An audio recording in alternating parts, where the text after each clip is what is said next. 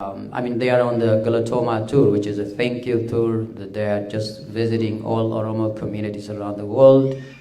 And we would like to thank Jawar Muhammad for being here among us, respecting our invitation and coming back all the way to Winnipeg. Thank you for coming and welcome again. Yeah, for those of you who respected our invitation to be part of our this historical day of our gathering from other communities, we are very much honored to have you here. Thank you for coming and being part of our gathering here with us. Thank you again. እንግዲህ ባጭሩ እንኳን በሰላም መጣችሁልን። ከጊዜ አንፃር ብዙ ማውራት ባይጠበቅብኝም ምናልባት በተለያየ ቋንቋ ብናስተናግድ የተሻለ ይሆናል። ሁላችንም ለጋራ ጉዳይ እዚህ ስለተገኘን ወንድማችን ከማይፈለግ ከእውነት በራቀ ሀተታ በተሞላበትና ተንኮል በተሞላበት እስር ቤት ሲሰቃዩ ቆይተው በሰላም ከዛ ወጥተው ከህዝባቸው ጋር በእንደዚህ በአማረ መልኩ ለመገናኘት አላህ ስላበቃቸው በጣም ደስ ብሎናል። እንኳን በሰላም መጣችሁልን ወደ ዊኒፔግ። እናንተም ጥሪያችንን አክብራችሁ ከሱ ጋር ለመገናኘት ባሳያችሁት ፍላጎት አድናቆታችን የላቀ ነውና እንኳን በሰላም መጣችሁ። በጣም እናመሰግናለን፣ እንወዳችኋለን። Thank you very much. Thank you, Muzayan Galatomi Muzayan Fayyadhi. The next speaker is going to be Dr. Hussein. Dr. Hussein Komicha is here. Dr. Hussein, before even I go into all the detail of introducing you, most of the people here know you, so please go to the So please give him a hand, Dr. Hussein. Akamoltan nagaa jirtu baga nagaa anjiraatanii baga waggaa lamaan dukkanaa kana keessa as dabarree asitti wal agarre isiniin jedha. Keessummaa keenya kabajaa Obbo Jawar Mohammad asitti simannaarra nu gootanilleef maqaa community keenyatti isin galateeffachuu barbaada. Thank you very much those of you who have come for this special event. It's well appreciated. I'm gonna make very brief, so you don't have to, wait for me to finish to ask questions, after Jawar's introduction. Okay, ani gabaabsetuma waa'ee Jawar irraa dubbadha. Maaliif namni waa'ee Jawar hedduu dhageettanii jirtanii, ani garuu akka nama xiqqoo itti dhiyaatutti isinii himuuf deema. So obsaan caqastan jechuu.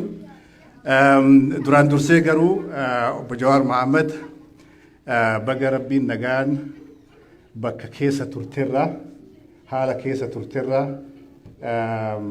keessi dabarsee keessa sullussee bakka amma jirru kana siin ga'e siin jedha. Dubbiin agartee dubbii qocaasanii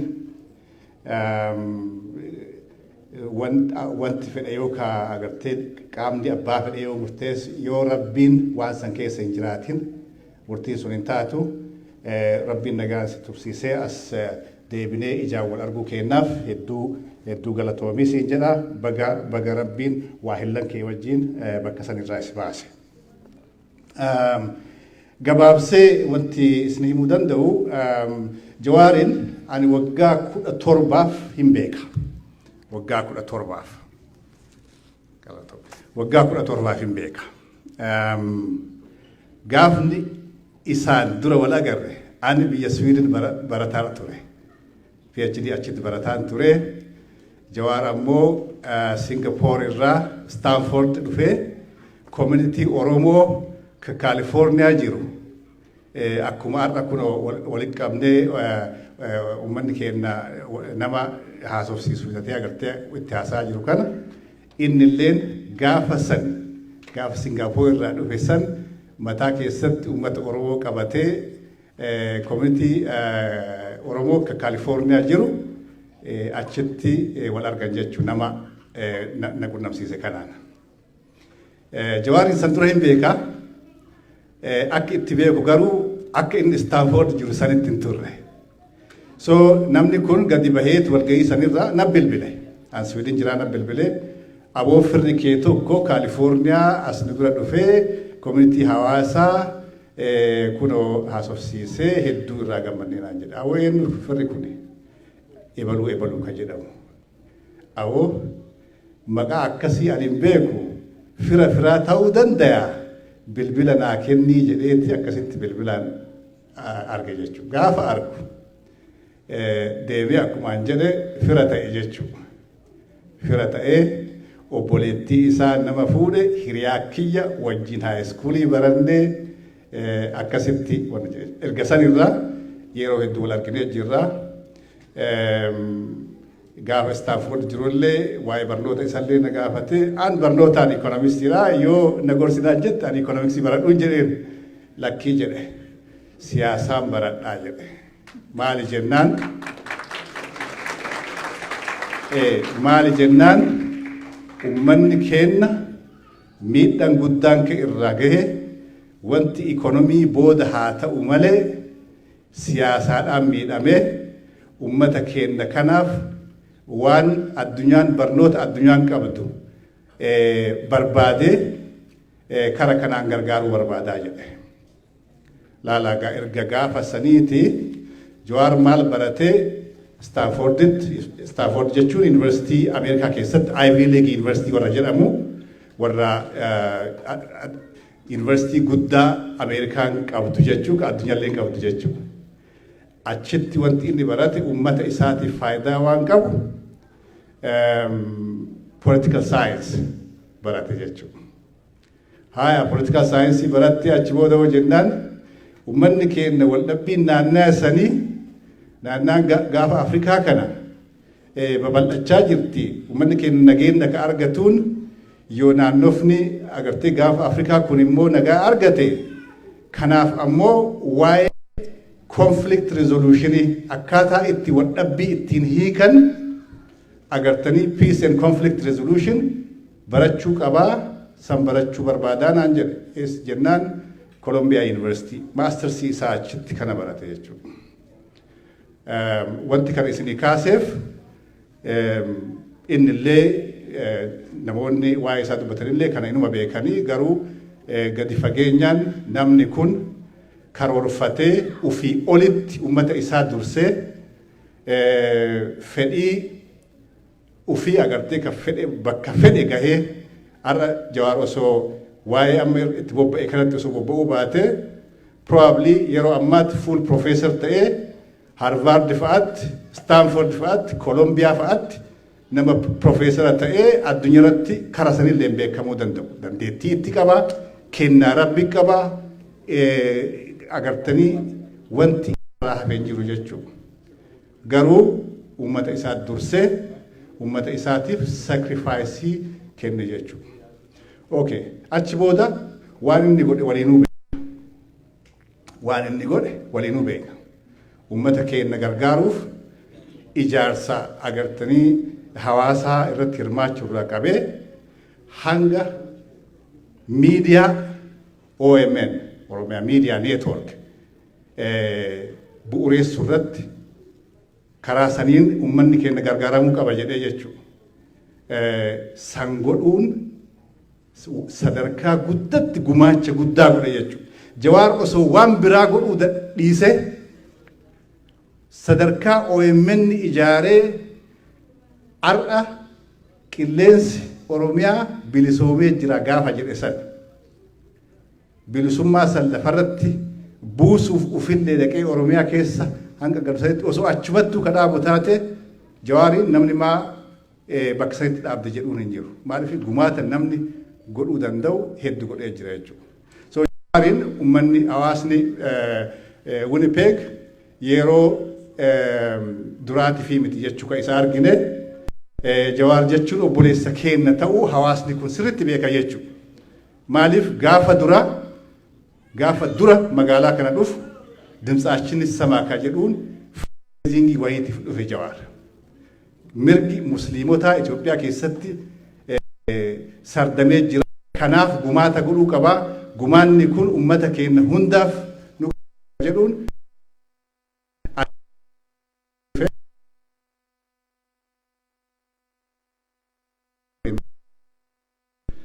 irraa qabeegaa Jawaar osomaa itti himan namoonni hedduun jechuudha ana dabalate awwa Jawaar biyyattina amantee ittuma galtaa lubbuu nama beekaattu biyya maali asumaa osoo tattaaffii goote osoo jennuun didee waan itti amane san haga lubbuu isaatti kennuuf diina bakka yeroo san amma gaafa inni biyyatti deebi'u san diinni kara hedduun biyyattii san garam akka oofuu danda'ullee hin beekamu ture. San keessatti ol ka'eetiin biyya deebi'uun isaa namoonni hedduun akka biyya deebi'anii fi biyyi sun namni ka irraa baqatu osoo hin ta'in keessatti deebi'ee falmatu akka ta'ellee tarkaanfii fudhateen hojiirratti agarsiise jechuu waan karoorfatee barnootaan jabeessee waan san dalagarra oolchuun murannoo hambaa hin qabne jechuu ka of duuba waa takka hambisuu hin qabne galeetiin diina keessatti qabsoo isaa itti fufee akkuma beeytan sochii gurguddaa uummata keenya keessa deemee waayillan isaa wajjin Oromiyaa qofaa miti biyya addaa deemee jechuu haga Maqalee maali Baardaar gahutti Affaar gahutti Somaalee gahutti rakkoo gara adda addaatiin uummata keenya irratti aggaamaman hunda karaa nagaatiin akka hiikkatu uummata keenya fi uummata biraa hedduu walitti fidu irratti gumaan inni gumaacha guddaa achi deemee wanti sun karaa siyaasatti taa'itarratti sodaachisa waan namootatti mul'iseef aggaammin gaafa duraa ajjeechaa irratti godhame sun rifachiisaa ture gaafa san akka ta'aa turre asitti waan waliin quba qabnu jechuudha. Sanirra dabree gaafa achi as bahee hawaasa keenya immoo akkuma har'aa kana irra deemee dubbisaa ture san diinni ala kanatti illee irratti bobba'ee uummanni keenya gadi bahee bira dhaabatee waan sanillee irra aanee gaaf sanis osoo waa takka hin sodaatin biyya deebi'ee qabsoo isaa itti fufe jechuudha.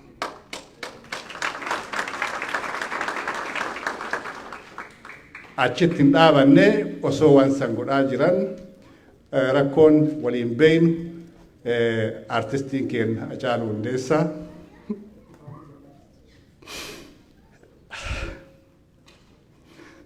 Hacaaluu Hundeessaa gaafa wareegamu gaafsan dukkanti Oromootti buute jechuudha.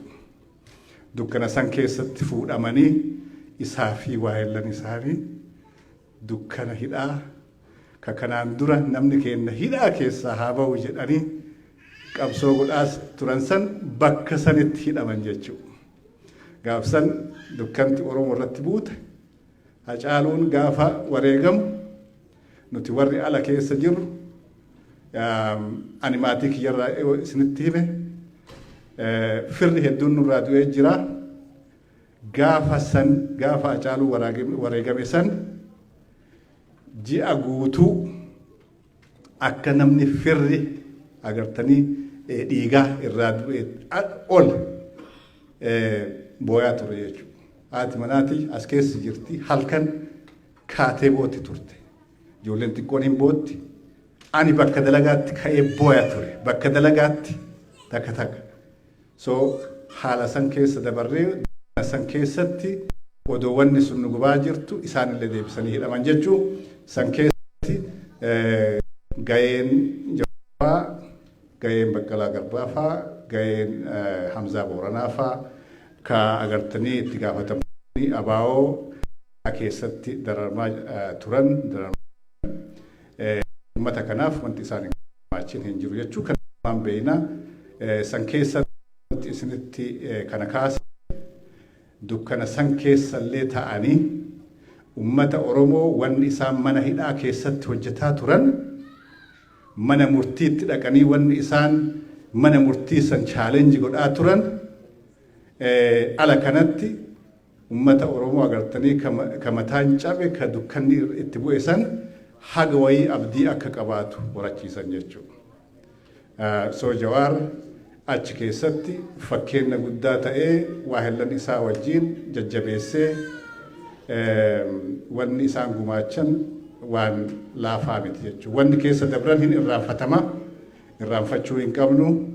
An personally Jawaarin hanqa san hin beeka gaa wanni isiniin jedhuuf Jawaari ma ani beeku santu ijuma keenya duratti jijjiiramaa hojii gurguddaa hojjetaa addunyatti waa'een Oromoo amma gaafii hin qabu.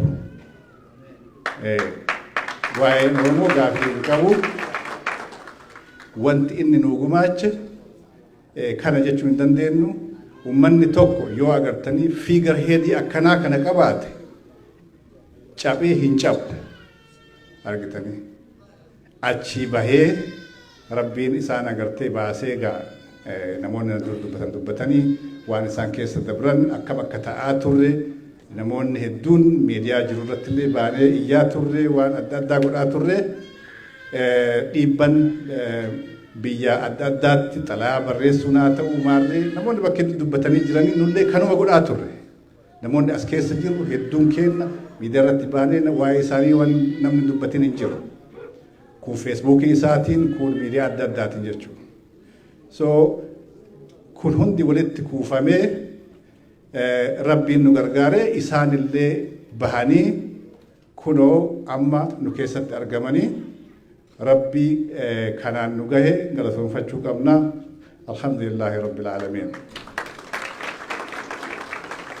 Egaa kabraa ka'anii keessatti ilaalu jarri kun sakrifaayisii barbaachisu gaafa godhan ummata keenyaaf hamilee guddaa mana hidhatti hamilee turan achii baanaan ummata keenya ka hamileen cabee wanni jedhe amma wanti isaan godhan kun Awurooppaa irraa ka'anii Noorz Ameerikaa kana keessa wanni isaan deddeemanii godhan kun galata galchinee fixuu hin dandeenyu ummata keenya keessatti kaka'umsa guddaa fidanii ummanni waa'ee isaa waa'ee biyya sanii achi keessatti haala inni keessa jiru maal godhuu akka qabu hedduu isaanii haga ammaa walgahii godhan keessatti eeranii jiranii lafa kaayanii jiranii. So kanaaf waan isaan godhan kanaaf hedduu galatoonfachuu barbaada isinillee nu galatoonfadha. Dhumarratti wanti ani jechuu barbaadu obbo Jawaar wanti ati goote jecha gabaabaan ibsuu hin dandeenyu barnoota barachuulleen yoo saba isaatiif ta'e yoo uummata isaatiif ta'e mirkaneessitee jirta hedduun keenya san godhuu hin dandeenye barnoota haa barannee wanna sadarkaa wayii geennu malee biyya sanirrallee baqannee baqa keessa jirra. Ati garuu bakka deemtillee deebitee fakkeenya ta'aa jirta uummata keetillee biyyarraan baqatinaa biyya deebi'aa biyya ijaaraa jedhaa jirta. Qabsoo ati godhaa jirtu kanaaf galanni kee agartee rabbumarraa si haa ta'u jedha. Rabbiin bakka ati deemtetti bakka ati waan ati hojjettu keessatti rabbiin si haa gargaaru rabbiin si haa tiisu diinni hammaateef diinni heddummaateef yoo rabbiin si tiise ati homaa hin taatu rabbiin si haa gargaaru jedha. Kanumaan galatooma.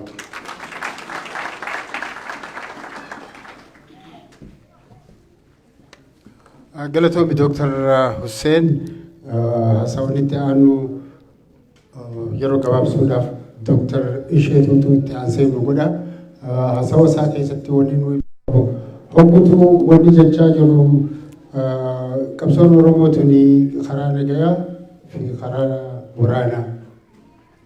Karaa nagayaa Jawaarfaan amma akka agarrutti karaa nagayaatiin Oromoo mirgisii eegamuu danda'ama jetti.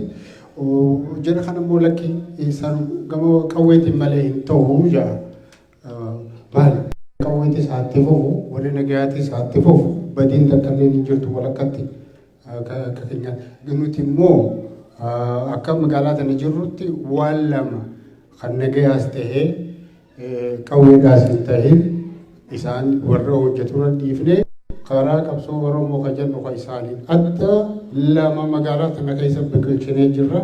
Isiisan Dr. Isheetu nu hima tana keessa warri nagayaatis ni gargaarra haatti fufanii warri qawweetis haatti fufanii ni gargaarra. Nuti immoo waan as keessa biqilchuu jirru kan isaanii adda lama. Isinii ibsa Dr. Isheetu. Welcome to Dr. Isheetu Galatooma.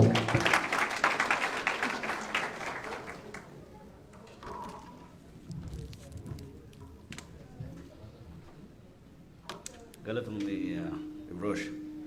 Akkam jirtu? Nagaa jirtu? Baga nagaa taatan.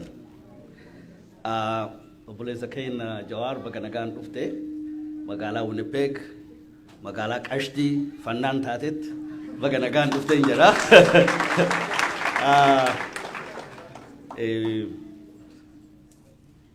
For those of you who are here who want to speak or understand Afaan Oromoo, I would like to thank you for being part of this event. Dhugaa dubbachuudhaaf waan baay'ee miira keessa wanna nama galchu obbolaawwan kan koo kanaan dura dubbataniiru waan hedduu isaa jechaadha. Anis irruma deebi'ee kan inni jedhu obbo Jawaar, obbo Baqqalaa fi obbo Hamzaallee baga Rabbi mana hidhaa sanii isin baasee baga ummata keessanitti isin makeen jedha. Akkasumattis hoogganoota lama Koloneel Gammachuu Ayyaanaatii fi obbo Batteellee akkasuma bahanii jiru. Isaanis baga Rabbi isaan baaseen jedha.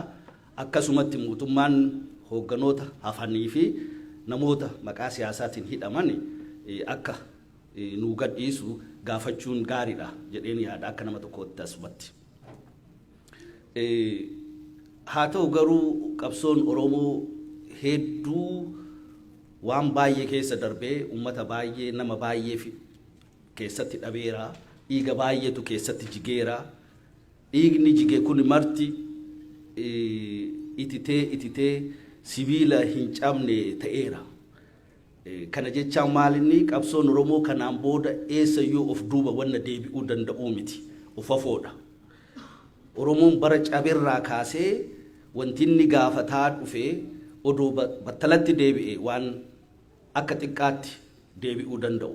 Har'a garuu yerootti Oromoon hin gaafataa, hin dhiibamaa, hin gaafataa, hin dhiibamaa. Adaduma inni dhiibameen qabsoon isaatis jabaachaa deeme malee laaffachaa hin deemne. Oromoon irra caalaa ijaaramaa deeme malee faca'aa hin deemne. Kana jechaan wanti Oromoon gaafatu ammallee wanta haqaati isa san irratti xiyyeeffatamee irratti hojjetamee yoo wannan ta'in qabsoon Oromoo of duubatti deemuuf hin jiru. Oromoon bakka amma ga'e kanarratti kanaa ol deema kan jedhudha. Kanatti dabalee akka duratti obbo Birooshen jedhee qabsoo oduma gaggeessinu instituushinii Oromoo jabeessutu jira. Biizinasa Oromoo jabeessutu jira. Kana keessatti biizinasni Oromoo tokko kan dhaabate jira akkuma online business kan ta'e Abiyaataa jedhama. Biizinasni kuni North America keessatti yeroo ammaa wanna jedhaa yeroo gabaabaa guyyoota gabaabaa keessatti live gadhiifama jechaadha. Online shoppingidha. Wanta biyyarraa barbaadamu mara warra isinii dhiyeessuu danda'u jechaadha. Akka Amaazanii Oromooti jechaadha. Kanaafuu isa sanillee buufattanii adreesii isaan asirra isinii kaa'amaa gulanirra vizitii godhaa itti faaydamaa wanta keessanii guddisaa akkasitti Oromoon kara maraan jabaachuutu irra jira kan jedhudha. Inni lammaffaan International Oromo Professional Engineers Association dhaabatee jira. Inni kunis namoonni professional engineer taatan Facebook irratti maqaa qabaa maqama kanaan search gootanii seentanii objectivin isaa mishiniin isaa wanni martuu achirra jira. fakkeenyaaf objektiiviin isaa tokko value fi ethicsii engineeringii Oromoo keessatti babal'isuudha. Waa'ee engineeringii fi saayinsii kanas Oromiyaa keessatti akka babal'atu gochuudha. Sanii alammoo yoo nama professional engineer barbaadame akka salphaatti society kana keessaa fudhachuun hin danda'ama kan jedhuuni. Kanaaf waan kanarratti irratti hirmaadhaa seenaa register godhaa achirratti wanni martiyyuu jira kan dhiyaatee fiildii kamiin akka eebbifamtan akka barattan kan agarsiisu hin jira. Achirratti seentanii register gootanii yeroo torban lama keessatti walga'iin yaamamee officially launchir ta'a jechaadha.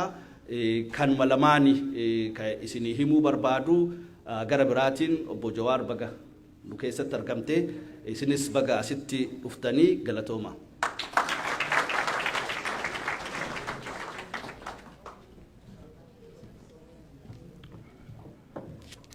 Galatoomii Dr. Isheetu akkuma jennetti wanna lameen san hordofa Amazon haaraa fi dhaaba haaraa kan nagayaa fi waraanaas hin ta'in isa sanis nu quba qabaadha.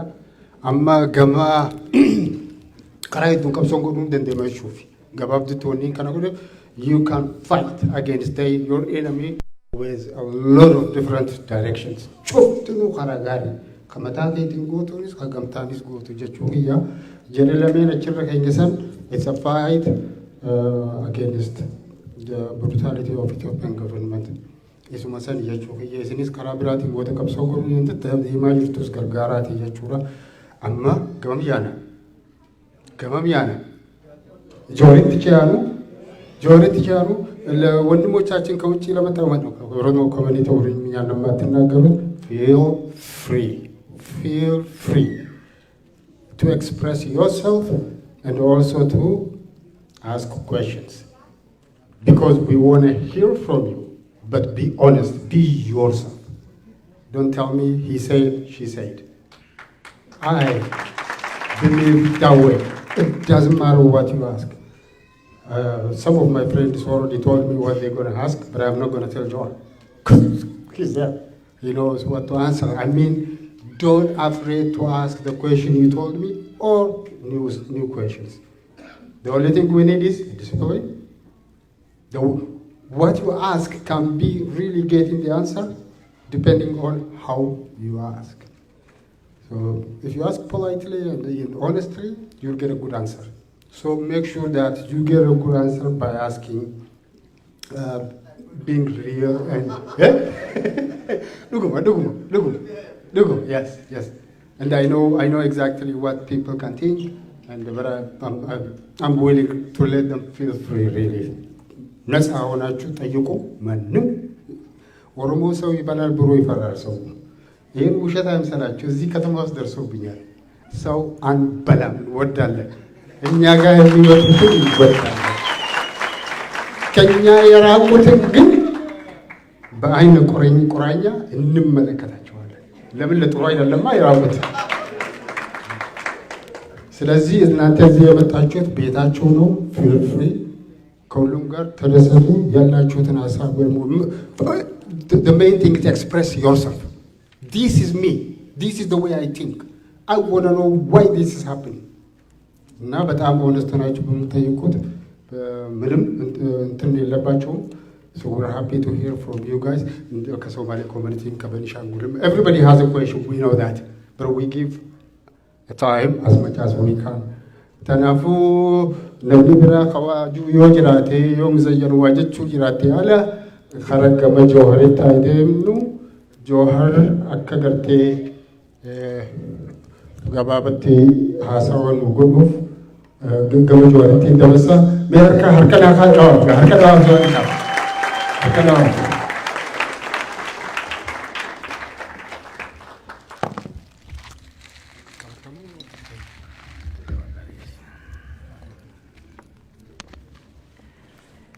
Akkam ooltan? Fayyaa jirtanii? Amaansaati? Jajjaboo? Yooyyaa? Babaaroo?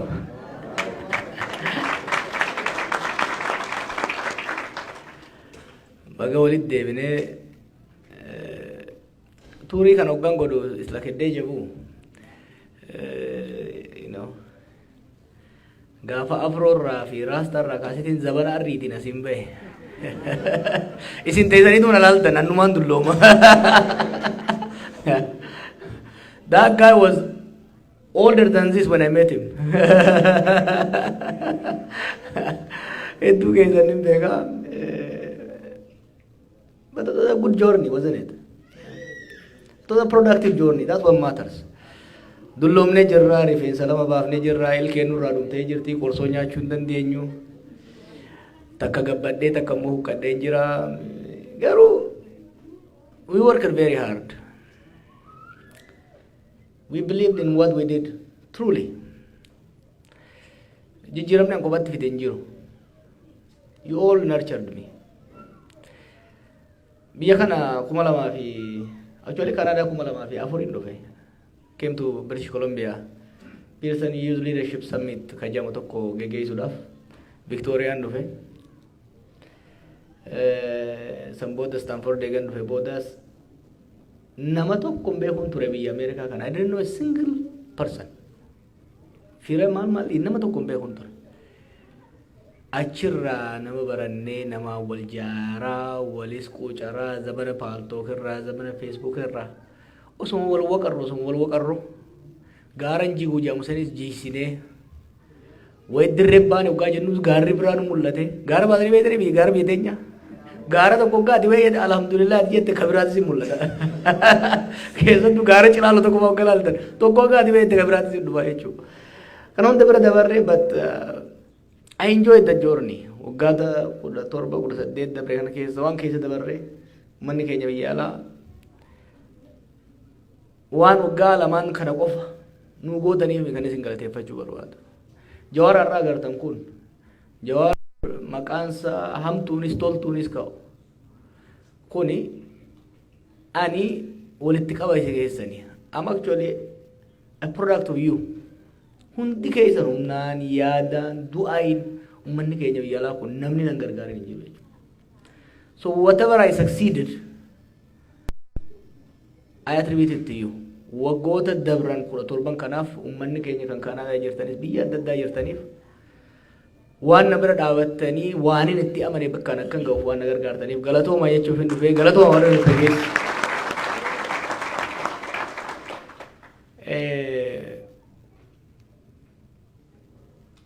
Obbo Addisuun biyyatti galee naan jedhan yeroo tokko harka dhayaaf umrii isaa guutuu uummata Oromootu tajaajila. That guy did a lot of stuff. Oromoo keessatti wanni waggoota 50-60 kana keessa dabarre laaftu miti. Waan suuta deemne isin fakkaataami. Bar waan Oromoo hin jamne waan hin jirre finnee deefnee jaarre. Obbo Addisuun gumaata guddaa godhe keessaa tokko kitaaba illee fidaa kalammataa irra barreessa warra baase keessaa hawaasa kanas warra jaare biyya alaatti illee waa hedduu warra dalage keessaa yeroo ammaa immoo soorataan biyya jira jedhanii isinillee gaafa soorata baatan nu bira koottaa tottolchine isin qeeyinaa takka hin sodaatina wajjuma duutinis jiruunis biyya wajjin irra tolti gaafa dadhabdan koottaa walumaan waan taanu taanaa galatoomaan isiniin jedha.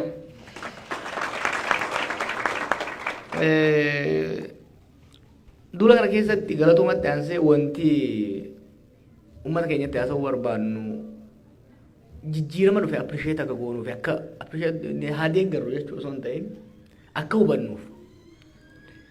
Dhiiroo biitii amma jirtu tun takuma 2018 duraatiin totally adda.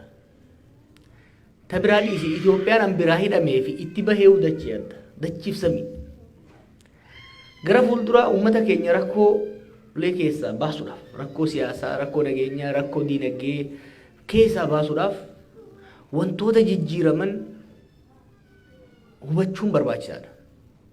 Maaliif haala hawaasni sun gama diinagdeetiin, gama siyaasaatiin, gama securitytiin, psychologically sirni sun mootummaan sun naannoon sun keessa jiru yoo sirriitti hubatiin tarsiimoo baasuu hin danda'amu. Tarsiimoon haala qabatamaa irratti strategic assumption waan jennuun jira. Faaktii fudhattee faaktii irratti hundooyiteetii tarsiimoo baaftaa jechuudha.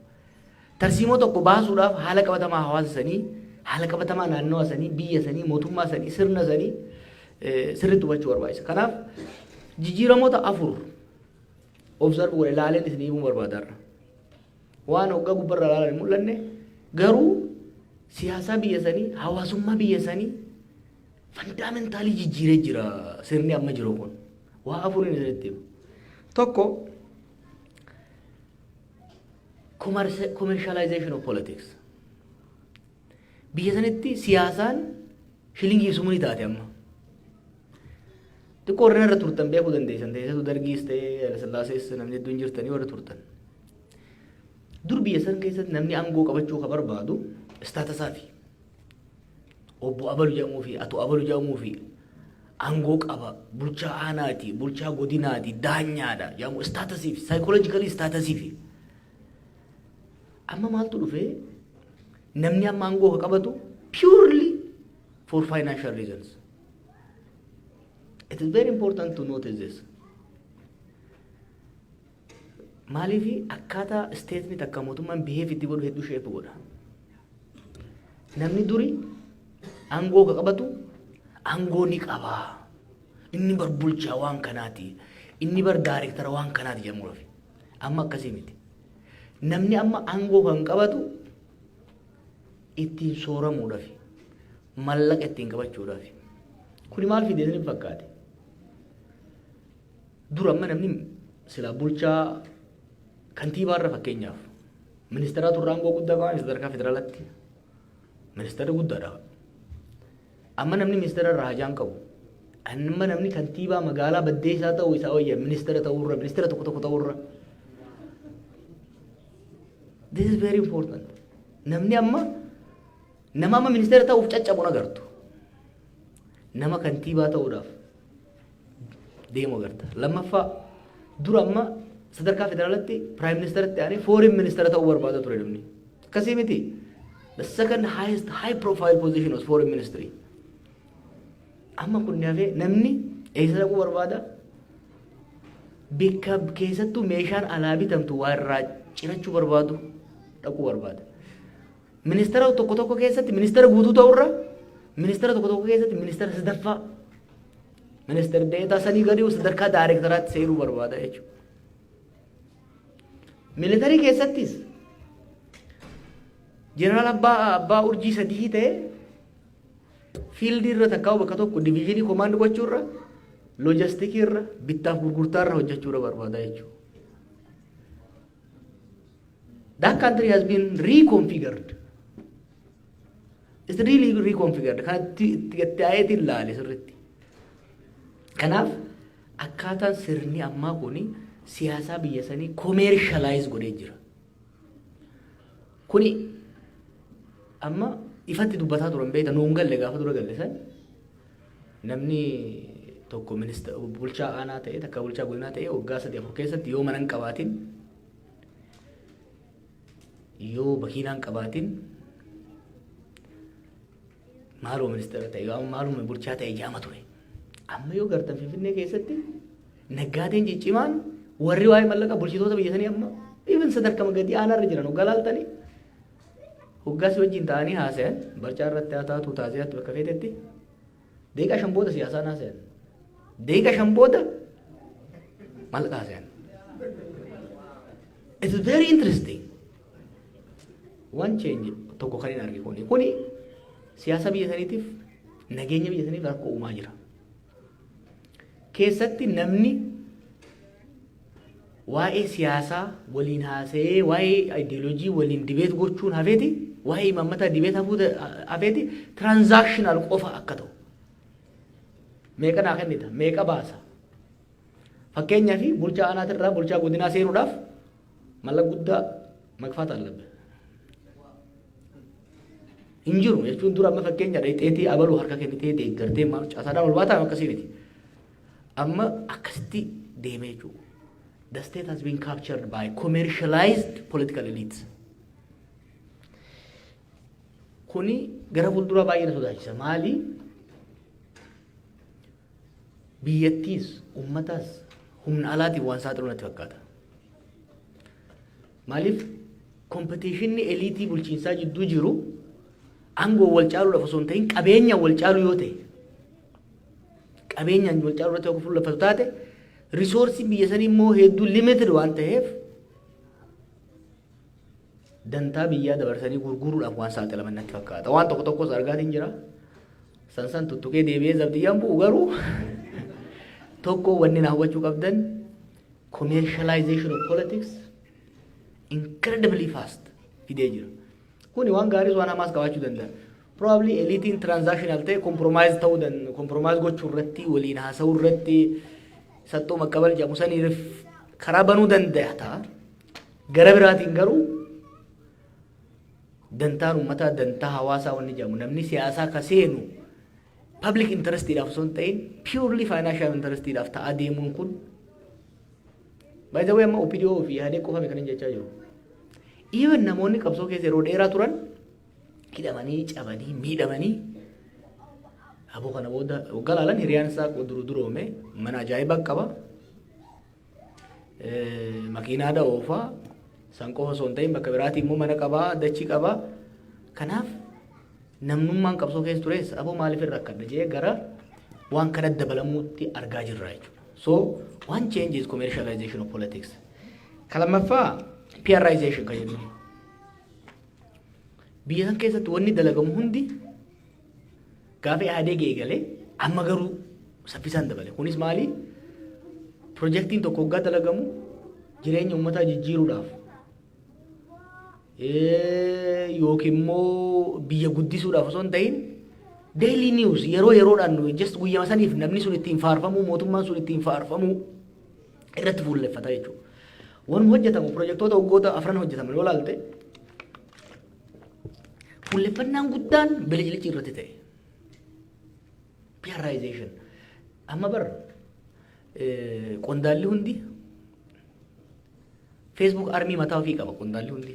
Qondaalonni amma Oromiyaa irras jiran federaalaa irras jiran yoo ilaaltan nama 4-5 kan mindeessantu jira ka Facebook irratti waanuma gaarii isaanii faarsu footoma isaanii maxxansaa fi ooluu qaban.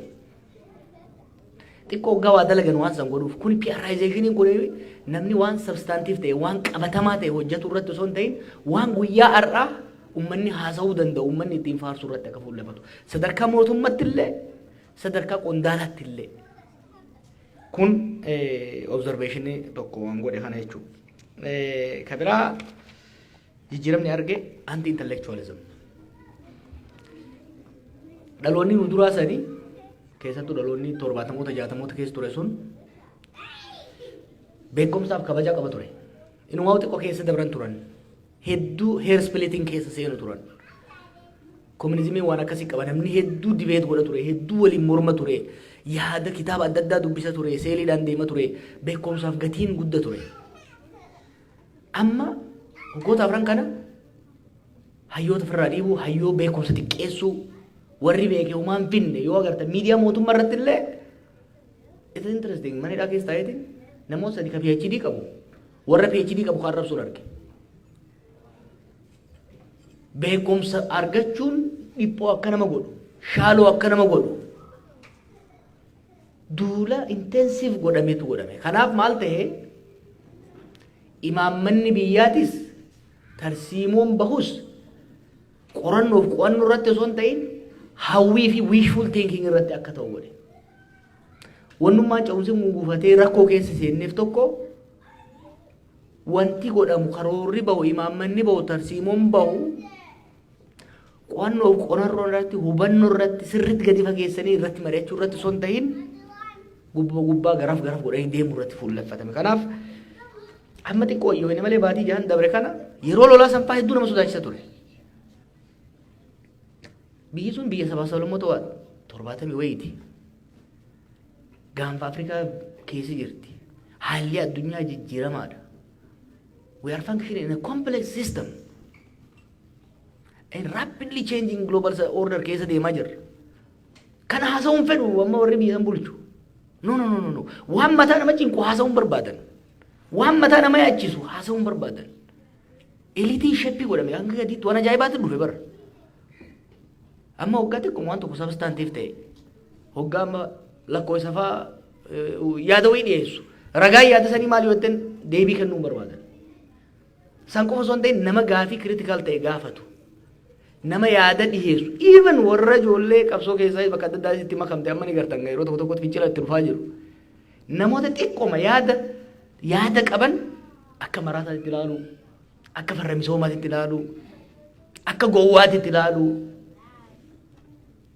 so anti intellectualismiin bal'inaan biyya san keessa sadaffaadhaan akka baddaa kun commercialized ta'e PR irratti hedduu fuulleffate propaganda qofa irratti substaansii osoo hin qabaatiin lammaffaa immoo hayyummaa xiqqeessuu irratti deeme konsekwensiin keessattuu anti intellectualismii kuni it's a trend globally waan kana biyya kanatti amma biyya Ameerikaatti yeroo Trump waan akkanaa ture yoo ilaaltan hayyummaa beekumsa xiqqeessuu more emotionally onneen deemuu ol kaasuu irratti fuulleffatamuu kana agarta kuni rakkoo biyyattii salphisanii akka laalan ni jeefaa xiqqoma fudhatanii if there is a will there is a way ka jedhu kanaafuu gidaara san nin cabseettee deemnaan cabsitee deemuu dandeessa osoo hin xiinxaliin maalirraa ijaaramee osoo hin laaliin deemtee waa hundi cabsuu dandeessa yaadni jedhu kun predominant ta'ee dhufe kun biyya san diigaa jira beektaa maaliif waan qondaalonni dubbatan kana carefully hoggaa laaltan waan isaan hojjetan hoggaa laaltan waan hin bilchaatin waan itti yaadamin xaxama biyyi sunii fi naannoonni sun keessa jiru sirritti xiinxalanii karaa filachuu osoo hin ta'in naa akkuma itti dhufetti akkuma billichitti jeetti itti deemuun aadeeffamee dhufe mootummaa qofa keessatti miti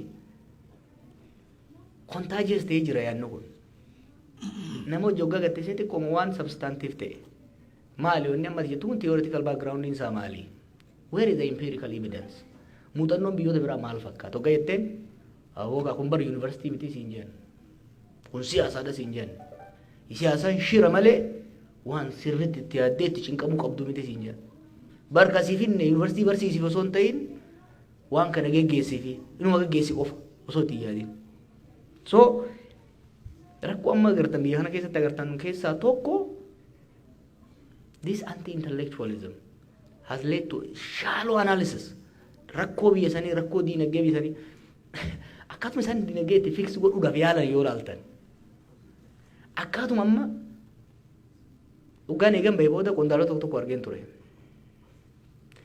biyyi sun lola waggaa tokkoo fi walakkaa namni 500 fixe keessaa warra hoogganan fakkaatan they have not taken time to appreciate and reflect how deep the country has gone. Akka watakkan ta'ini sitti haasayan. Maaliif jee hoggan laalu anti-intellectualismii maalitti ergee waa hunda salphisanii laaffisanii akka laalan godhee jechuudha. Jijjiiramni sadaffaa ani arge afraffaatti osoo hin dhufin keessattuu anti-intellectualismiin kun maal godhee nama amansiisuudhaan osoo hin taane sodaachisuudhaan bituu namoota carefully mee Amaarri maal barbaada Oromoo maal barbaada Tigreen maal barbaada Walaayitaan maal barbaada mee waan inni barbaadu jidduutti haafinnu jechuurra wal jibbaa fi wal shakkii jidduutti naquu irratti akka fuulleffatamu godhe jechuudha even Oromoo jidduuttu hoggaa gaafiin tokko ta'e maaliif gaafiin kan ta'e what is the incentive mechanism driving the protest the rebellion kajau analyze gochuu dhiisanii garamitti deeman securitization balaan takka kaateemi maddi balaa kanaa maali kana yoo goone maaltu ta'a jaanii ilaaluun hin jiru waraanuma itti erguu taate jechuudha ibidda belbalaa jiru irratti ibiddi kun maa belbalaa dhiiroo margatu goggoge moo biyyeessantu gaasa qaba moo jechuun osoo hin jiraanne belbalaa jira itti beenzilumatti naqaa jiran jechuudha kanaaf anti-intellectualismiin biyya san keessatti rakkoo guddaa uumaa dhufee jira. Fourth, cruelty. Biyyi sun lola keessa turte erguma jaaramtee kuniif waan haaraa miti. Garuu wanti haareenii waggaata asaanaa kana dhufe gara jabeenna namaati. Humna hidhate qofaa miti mootummaa gaafii warra ribeelolaa qofaa miti. Gara jabeenyi dhufe. Viidiyoo amma intarneet irratti agartan kana kareeffa guban ka lubbuun guban bakka takka qofa miti kataa jiru. It's happening across the country. namni lubbuu wal gubuun it's happening across the country. Dullatti manatti ol dhiibanii itti qabsiisuun it is happening across the country. It is being done by all actors, organized or disorganized. San qofaa miti. Isinuu itti seenuu jirtan amma kana maal desensitize ta'e namni nama lubbuun guban arganii guyyaa tokko haasa'e namni guyyaa lammataa bira kute. Amma nuti gabaas tokko tokko waliin qabdee hidhamaa baasanii ajjeesuun miskiina fixuun maal inni waggaa kaanu akka waan guddatti ilaalamu even in the society cruelty waan biyya san durin jirree wani tokko jiraami durin jirreen biyya san dhufee jira jechuudha. So kuni maal godhee kufaatii diinagdees dhumaatiin namaas diigamuun biyyaatis akka waan normaal ta'etti hawaasninis mootummaanis sirnis akka fudhatu godhee jechuudha. Amma rakkoo biyya sanii nama biyya saniitirra faranjii hojii gaa haasa'u galaaf dur rakkoo teenya nuuf gala beekta faranjiidhaaf hubachiisuun nutti ulfaata ture. Amma daqiiqaa 5 keessatti faranjiin biyya feetee rakkoo biyya sanii ni hubatte hoggaan ittiin. Namni biyya sanii garuu normalize godhe cruelty hammeenya cruelty kana fudhatee normalize godhaa dhufe jechuudha. Maaliif hin kana isinitti hima? Commercialization is PRization isaatis anti-intellectualism is cruelty kunis hoggaa walitti qabamu atiin biyya sanitti waan haaraa keessa seenaa jirra. Akka hawaasaatti akka biyyaatti akka uummataatti feezii haaraa keessa seenaa jirra. Kan akkamitti keessaa baanaan gaafii guddoodha. Uummata keenya daasporaatis hundumaa kan biyya keessaatis kan hin gaafadhu keessattuu hayyoota kan hin gaafadhu. Waggoota asaanaa kana jijjiiramni sadarkaa diinagdeetti sadarkaa hooggansaatti hawaasa keessatti psychologically biyya san keessa dhufe it's much deeper than we are appreciating. Waan kuni akkaataa Oromoofis gara fuulduraa waan ta'u dalaguu irratti hoggaa fuulleffanne dhiibbaan irratti qabaata. Fakkeenyaaf waa'ee commercialization reefu isin kaaseen ture. Nama aangoo irra jiru tokko nama durga amma maaliin isin jee dur namni aangoo ka barbaadu staatasiidhaaf ittiin kabajamee ittiin faarfamee abalu ministeera haa jedhamuuf. Amma akkasii miti. Amma kiisha guuttachuuf achi jira. Tarsiimoo duruutiin yoo deemne namicha san fakkeenyaa fi yoo aangoo sanirraa fuunee bakka biraa keenye itti dhaga'amaa bakka sanirraa buudhaaf waan tokko tokko sii jijjiira ture. Amma haajaan qabu. Hanga bakka san qabatetti daddafee nyaataa gaafa achii kaafte daldalaa ta'a. Kanaaf incentive wani jedhamu politikaa keessatti amala namoota amala hooggansaa amala sirnootaa jijjiiruudhaaf incentive sirriitti hubachuun barbaachisaadha. Incentiviin dura qondaalota sirna wayyaaneetis sirna dargiitis sirna Haayila Sillaaseetis irra qabsaa'uudhaaf xiinxalliin fayyadamaa ture suni sirna bilchiginaa kana irratti hojjetu. This is a different setup. Different kind of elite have emerged. Elite daangaan isaallee clear hin ta'in emerge godhaa dhufaa jira. Kun tarsiimoo gara fuulduraa baafnu irratti illee dhiibbaa qaba. Recommendation ani qabu hayyuunis hoggansa siyaasaatis biyya san seef godhuu barbaade siyaasa deebisuu qaba. Siyaasni du'ee jira biyya san keessatti. Political discourse has died. It has been so watered down, so simplified. Kanaaf ol kaasuu qabna marii biyya sanii dhimma imaammataa irratti, dhimma tarsiimoo irratti, dhimma diinagdee irratti, dhimma fayyaa irratti, dhimma barnootaa irratti.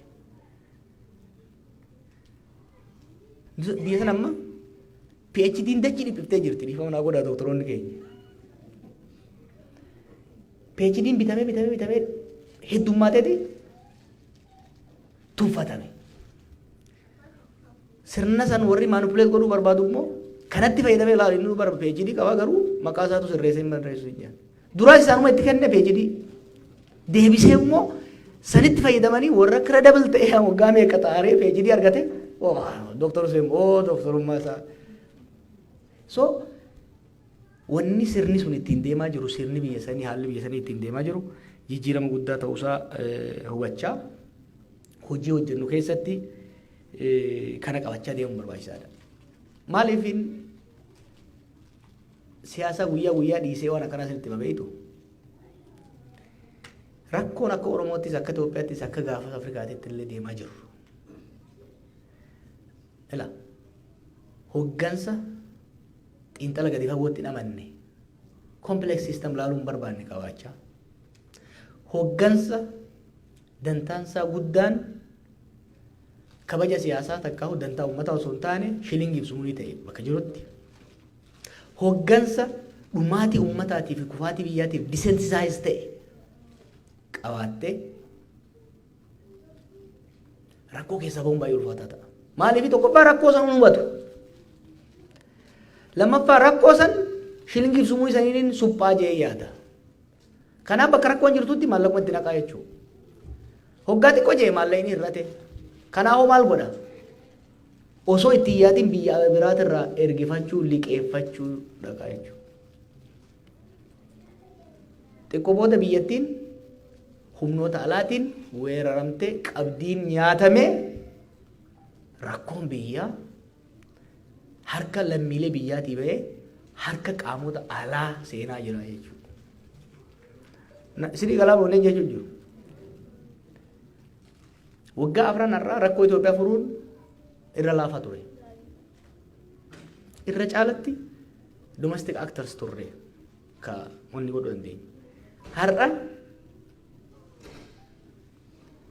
sababa adda addaa kanaan rakkoon biyya sanii internationalize wanni ta'een kanaan wal qabateeti ka deemaa jiru. Nuyis wanni godhuu qabnu akka hawaasaattis akka hoggansaattis biyya san keessatti kalee qabsoon Oromoo waggaa 50 dabre kana maal keessa akka dabre Torontootti haasa'an ture. Amma boqonnaan haareenii qabsoon Oromoo hawaasni Oromoo uummanni biyya sanii keessa seene hamma tokko ni hubattan jeetiin yaada. Kana sirreessaa deemuun barbaachisaa nutis jaarame amma jaaraa jirru jabeessaa jirru keessatti hawaasa engage godhaa jirru keessatti uummanni keenya xiqqoo wanni Oromoo irraa amma eegamu xiqqoo lash godhee eessaa kaanee eessa geenye qofa osoo hin ta'in dhiiroo sirna akkamtu nu dura dhaabbataa jira. Social, economic, political security transformation naannoo sanii maal fakkaata ka jedhu itti yaadee bilcheessee itti deemuu qaban jee yaada. Kaafan booda mariitti deebinaa ka dhumarratti wanti amma reefu obboleeyyan keenya dhiyeessan na gammachiisa. Entrepreneurshipiinis networkiinis rakkoon tokko biyya sanitti dhufe namni dalagaa uumuun barbaadu because of this commercialization and intellectualism kun hundi interact godheeti entrepreneurshipii dalaguun barbaadan namni waa uumuun barbaadu namni saffisaan duroomuu barbaada malee dalagee duroomuu barbaadu. Kanaaf warri keenya uummanni keenya biyya alaa jirtanis ka biyya keenya jirtanis waan creative ta'e waan haaraa waan hawaasa nama dhuunfatis guddisuu irratti waan akka mareefu abjaataa jettan san jaaruu irratti hojjechuun but more than that ka attract na godhu professional networking waldaa injiinaroota jaartan sun hedduu gaarii maaliifi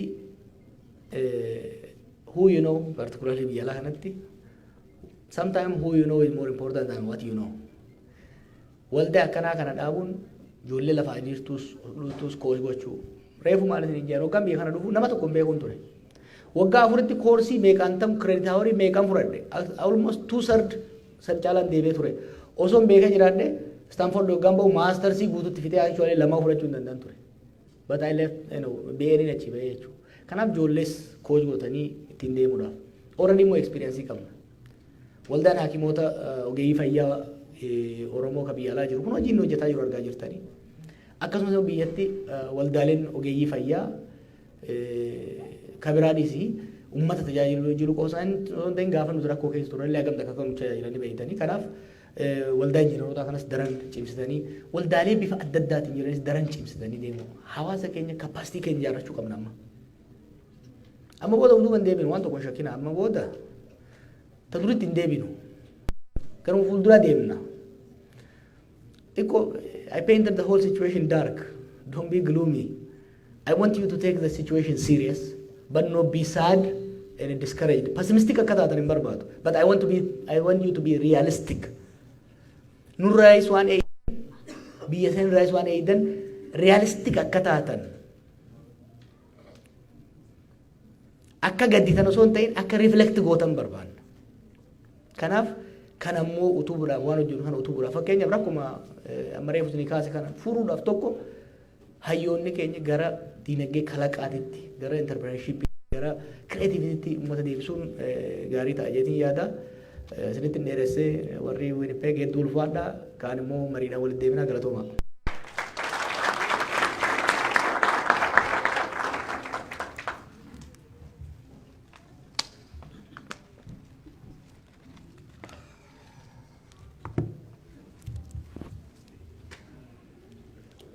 Galatoom Joor fayyaadee hedduu galatoomii yaada keessa waan nu ibsee hundaa'u mee isa galatoomfachuudhaaf akkamiin agarsiistan goota akkamii harka lawaan agarsiisa.